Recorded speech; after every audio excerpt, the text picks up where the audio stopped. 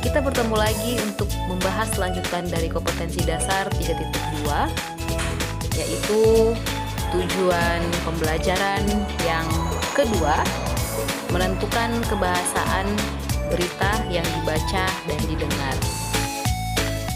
Setelah pertemuan lalu kita membahas tentang struktur teks berita, sekarang kita membahas tentang kaidah kebahasaan teks berita. Kaidah dalam KBBI artinya adalah, arti kaidah yang kita pakai adalah aturan ataupun patokan.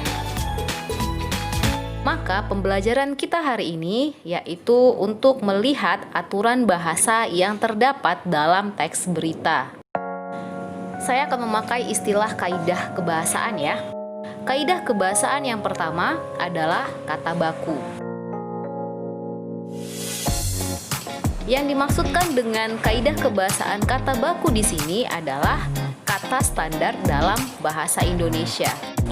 Penggunaan kata baku ataupun kata bersifat standar ini akan digunakan oleh seluruh media massa nasional karena akan memudahkan pembaca untuk memahami isi dari suatu berita, sehingga media-media nasional ini akan menghindari bahasa-bahasa yang bersifat populer ataupun kedaerahan.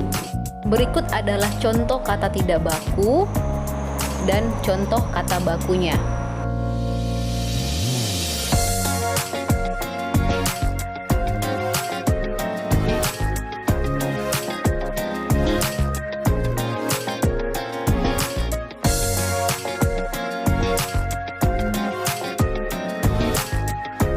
Kaidah kebahasaan yang kedua adalah kalimat langsung. Kalimat langsung ini merupakan variasi dari kalimat tidak langsung dan isinya adalah perkataan langsung dari seorang narasumber. Berikut ini adalah contoh kalimat langsung. Coba kamu perhatikan contoh yang pertama. Masyarakat, wisatawan, dan pendaki tidak diperbolehkan mendaki dan beraktivitas dalam radius 2 km di bawah kawah Gunung Slamet, paparnya. Isi dari kalimat langsung itu ditandai dengan adanya tanda petik.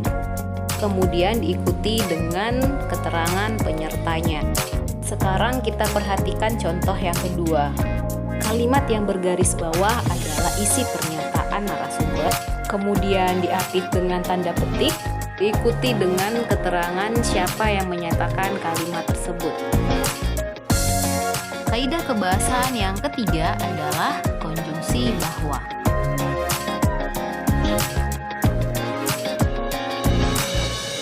Penggunaan konjungsi bahwa berfungsi sebagai penerang kata yang diikutinya.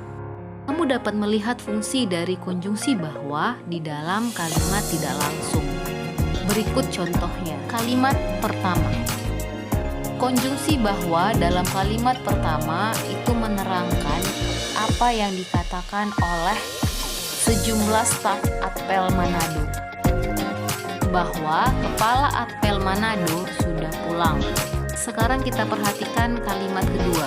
Konjungsi bahwa berfungsi untuk menerangkan apa yang dikatakan oleh Ariana bahwa ibunya pingsan dan tidak ada satupun orang di rumah yang bisa membawa ke rumah sakit. Sama halnya dengan kalimat sebelumnya, konjungsi bahwa pada kalimat ketiga itu menerangkan data di BNPB bahwa lebih dari 10.000 hektar hutan dan lahan di Riau. Kaidah kebahasaan yang keempat adalah kata kerja mental. Kata kerja mental merupakan kata kerja yang merupakan kegiatan dari hasil pemikiran. Contoh kata kerjanya adalah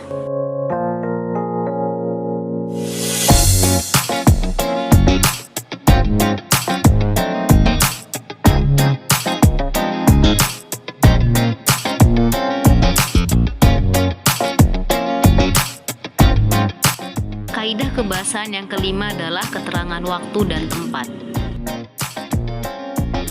Kita perhatikan kalimat yang pertama, sekitar pukul 12.45 WIB, langit Riau tampak mendung. Sekitar pukul 12.45 WIB itu merupakan keterangan waktu. Selanjutnya untuk kalimat yang kedua, gempa dengan kekuatan 5,4 skala Richter menerjang Maluku pagi ini. Kata pagi ini merupakan keterangan waktu. Selanjutnya kalimat yang ketiga, 10 hari menjelang lebaran, pelabuhan penyeberangan Merak mulai dipadati truk-truk yang mengangkut barang non-9 bahan pokok. 10 hari menjelang lebaran itu merupakan keterangan waktu. Kaidah kebahasaan yang keenam adalah konjungsi temporal. Konjungsi temporal ini merupakan konjungsi yang menyatakan adanya pola kronologis atau urutan waktu. Contoh konjungsinya adalah